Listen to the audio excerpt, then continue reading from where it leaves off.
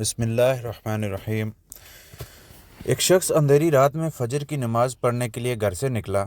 اندھیرے کی وجہ سے اسے ٹھوکر لگی اور وہ منہ کے بل کیچڑ میں گر گیا۔ کیچڑ سے اٹھ کر وہ گھر واپس آیا اور لباس تبدیل کر کے دوبارہ مسجد کی طرف چل دیا۔ ابھی چند قدم ہی چلا تھا کہ دوبارہ اسے ٹھوکر لگی اور وہ دوبارہ کیچڑ میں گر گیا۔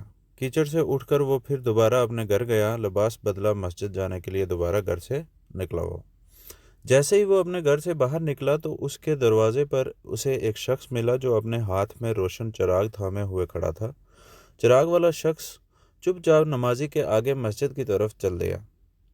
اس مرتبہ چراغ کی روشنی میں نمازی کو مسجد پہنچنے میں کسی دشواری کا سامنا نہیں کرنا پڑا۔ وہ خیریت سے مسجد پہنچ گیا۔ مسجد کے دروازے پر پہنچ کر چراغ والا شخص رک گیا۔ نمازی اسے چھوڑ کر مسجد داخل ہو گیا اور نماز ادا کرنے لگا۔ نماز سے فارغ ہو کر وہ مسجد کے باہر آیا تو وہ چراغ والا شخص اس کا انتظار کر رہا تھا تاکہ اس نمازی کو چراغ کی روشنی میں گھر چھوڑ آئے۔ جب نمازی گھر پہنچ گیا تو نمازی نے اجنبی شخص سے پوچھا، آپ کون ہیں؟ اجنبی بولا، سچ بتاؤں تو میں ابلیس ہوں۔ نمازی کی تو حیرت سے انتہا نہ رہی۔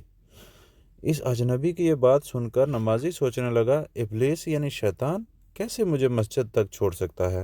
اس کا کام تو لوگوں کو بہکانا ہے۔ تو اس شخص نے بڑی حیرت کے ساتھ ابلیس سے پوچھا، تجھے تو میری نماز رہ جانے پہ خوش ہونا چاہیے تھا، مگر تم تو چراغ کی روشنی میں مجھے مسجد تک چھوڑنے آئے۔ ابلیس نے جواب دیا کہ جب تمہیں پہلی ٹھوکر لگی اور تم لباس تبدیل کر کے مسجد کی طرف پلٹے تو اللہ تعالیٰ نے تیرے سارے گناہ معاف فرما دیے۔ سبحان اللہ۔